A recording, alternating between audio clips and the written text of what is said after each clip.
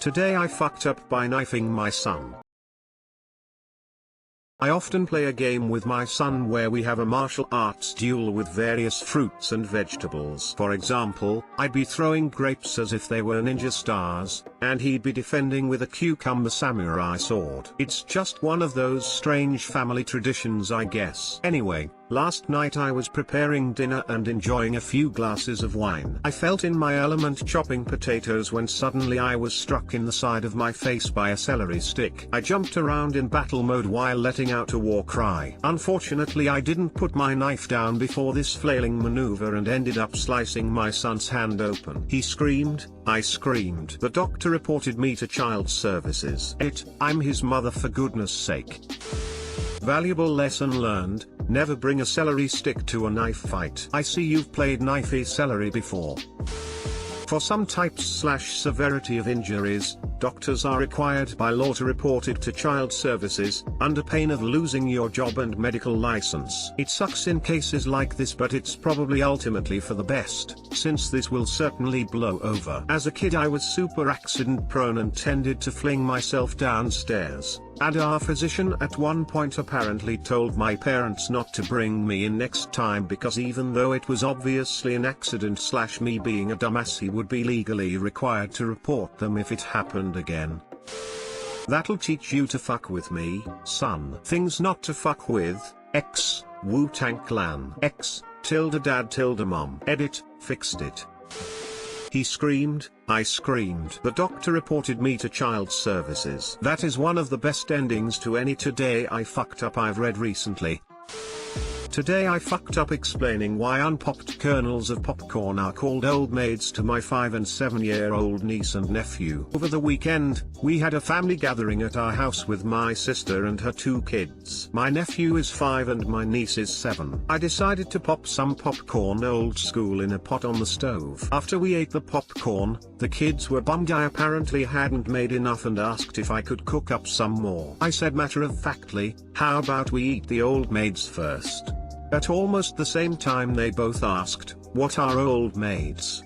Of course, I explained they were the unpopped, or barely popped, kernels that are crunchy enough to be eaten. They asked the natural follow-up question, why are they called old maids? Instead of deflecting the question by saying something like, they just are, I for some bizarre reason felt the need to tell them the whole story. I blame this on being so preoccupied trying to find the old maids in the bottom of the bowl my mind simply switched to autopilot and I completely forgot who I was talking to. Old maids are women who've never been popped. What do you mean they've never been popped? I mean they've never had sex. You know, never popped their cherry. This was the moment my sister, who was apparently listening to the conversation from the next room, rushed into the kitchen. I was jolted out of my intense concentration by her shouting my name and saying, stop talking now. Only now the kids were full of follow-up questions. Why do girls have cherries? Do I have a cherry? What does having sex mean? Why does uncle, my name / eat the old maids?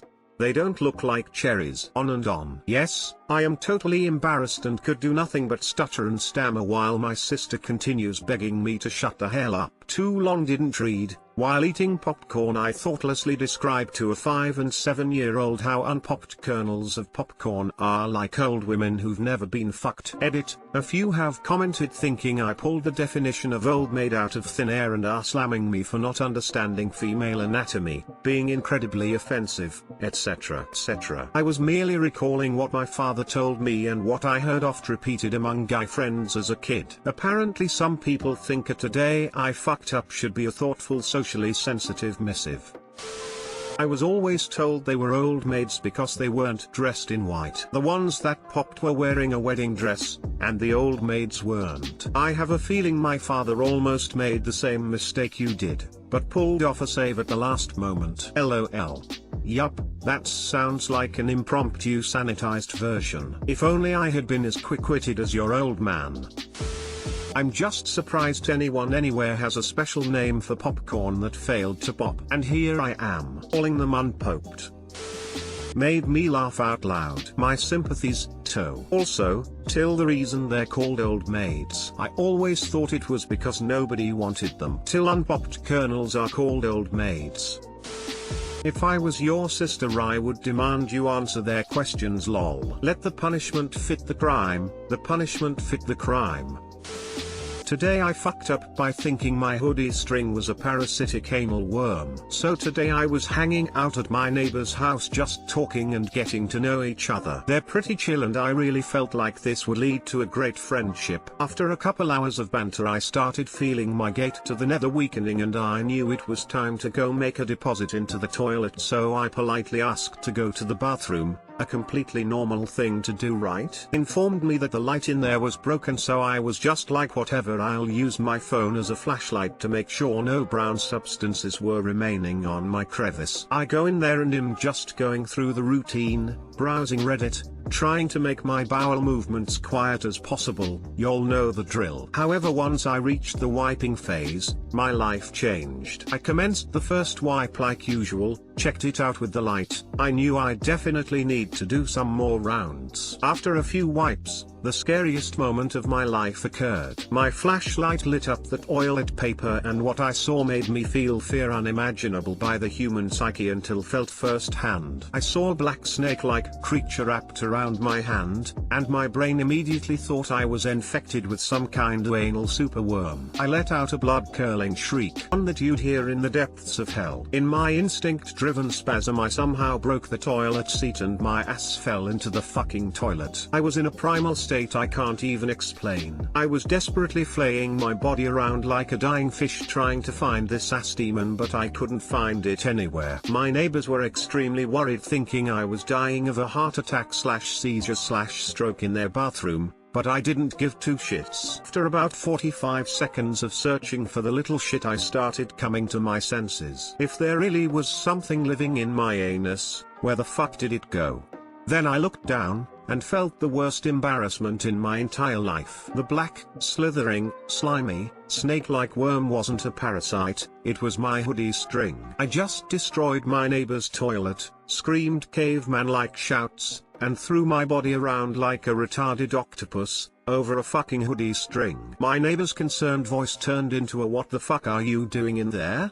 At this point, and I was speechless. I tried to muster up some kind of explanation, but I could only mutter so sorry. I was scared to open the door, but I knew it had to be done. I opened it to see the faces of a family that won a free trip to a zoo, but got tricked into going to an insane asylum. They just stared at me. I just stared back while covered in shit water and a face of a man who survived the Holocaust. I didn't know what to say, so I just muttered, "I'll see myself out." And they didn't even respond. I silently waddled out the door and walked to my house with a broken soul. I feel terrible. I broke their toilet and obviously need to compensate them for the damages, but I don't know if I can ever see them again without having horrible flashbacks. I truly am a lost man. I will never be the same. Too long didn't read. I thought my hoodie string was a parasite from my anus and broke my neighbor's toilet. I say, go buy them a new toilet seat yourself, and just go over there and tell them exactly this story. It's pretty funny, they would probably laugh, and then you have a fun story to build the friendship on. Gift basket. Write a note. Stick enough money in it for the repair. Make sure the title on the card is "Shit Happens." Kind of similar story. My 15-year-old sister got up from the toilet and was mortified. It was all red in there, blood red. I can't even begin to imagine what she must have thought in that instant, but she gathered some courage and went slowly, shaking, to Mom, told her about it. Mom was rather calm, because my sis said that it wasn't red when she wiped, so there should be no reason to be afraid. Later that night, when Dad went to sleep after working almost all day in the garage, Mom told him about what happened. My dad started laughing, because he poured a bucket full of beetroot juice in the toilet that day, and he just didn't flush, as that would have been wasteful. I just love to imagine my poor sister's reaction, because it is such a harmless story in the end. Why did he have a bucket of beet juice to begin with? Do just explain it to them and pay the bill. They'll laugh their ass off, I guarantee it. ID just send them the link to the "Today I Fucked Up." This is something you would read in Diary of a Wimpy Kid.